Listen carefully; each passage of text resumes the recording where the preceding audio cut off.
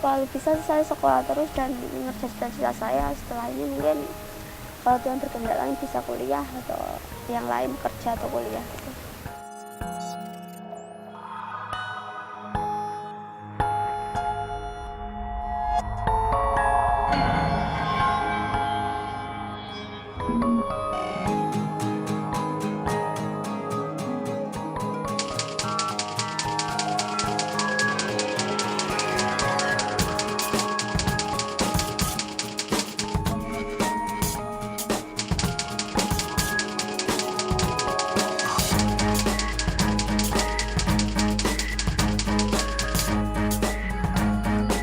Awalnya biasa saja, tapi pas waktu menghadapi persidangan rasanya tegang, nggak karuan. Maksudnya takut nanti kalau bikin malu lah atau bikin apa gitu. Takut mempermalukan diri sendiri. Dukungannya banyak dan pada mensupport saya untuk ikut jadi saksi tersebut. Musri memulai hari dengan bergegas ke sekolah penuh semangat. Diiringi doa orang tua dan dalam sahaja desa, Musri memburu asa.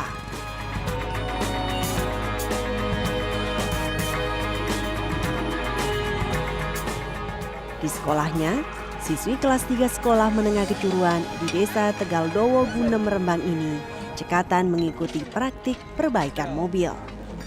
Ini menjadi bagian keahlian yang harus dimilikinya di jurusan otomotif. Musri telah melupakan masa lalunya yang pahit dan menatap masa depan. Dekatnya itu sekolah lebih giat lagi dan bersama teman-teman, alhamdulillah teman-teman saya nggak ada yang mengajak atau mengecilkan saya karena saya sudah menikah tersebut. Dan saya lebih giat lagi sekolah. Kalau bisa saya sekolah terus dan mengejar cita-cita saya. Setelah ini mungkin kalau Tuhan berkehendak lain bisa kuliah atau yang lain kerja atau kuliah gitu.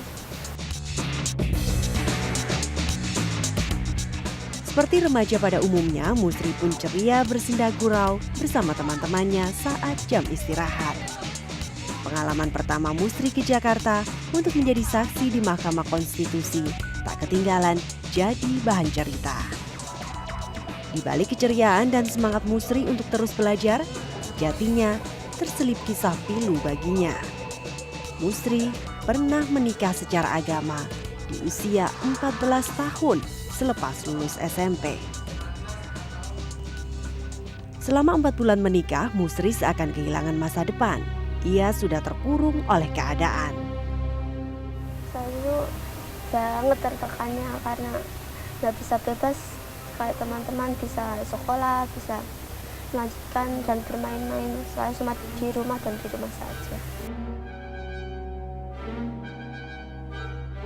Namun, berkat kegigihan remaja 18 tahun ini, akhirnya hati sang suami dan orang tua Musri luluh. Mereka berbalik sikap mendukung Musri untuk sekolah. Sang suami pun menceraikannya. Ya, saya lihat itu ya kelihatannya itu senang sudah bisa sekolah lagi dan bisa bebas gitu. Dan kemudian pada hari yang tertentu dia sudah sekolah itu ya kelihatannya itu gembira gitu.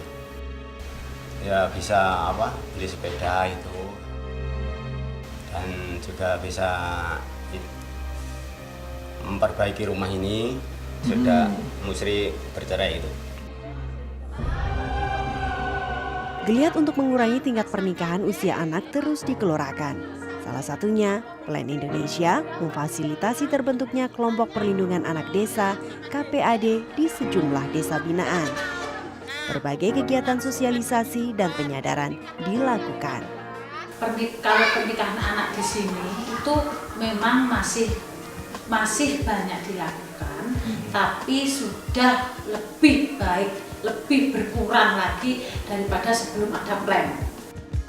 Dikabulkannya permohonan Judicial Review Undang-Undang Perkawinan yang mengatur usia minimal anak perempuan menikah 16 tahun menjadi 18 tahun tentu menjadi harapan bersama.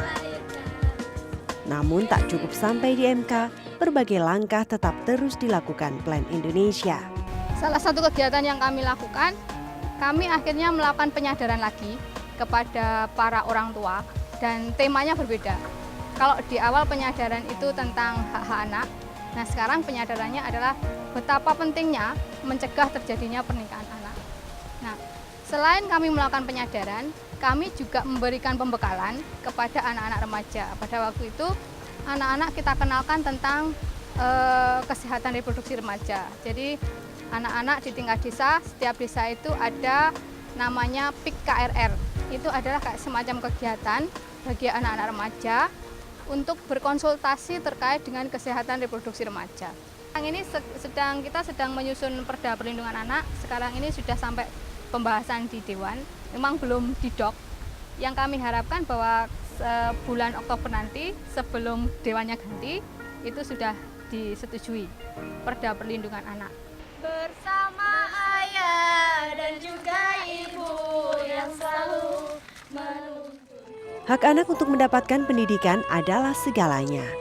Pun keceriaan mereka di masa anak dan remaja juga menjadi warna penting dalam fase hidup segala insan. Jadi jangan sampai semua itu terenggut.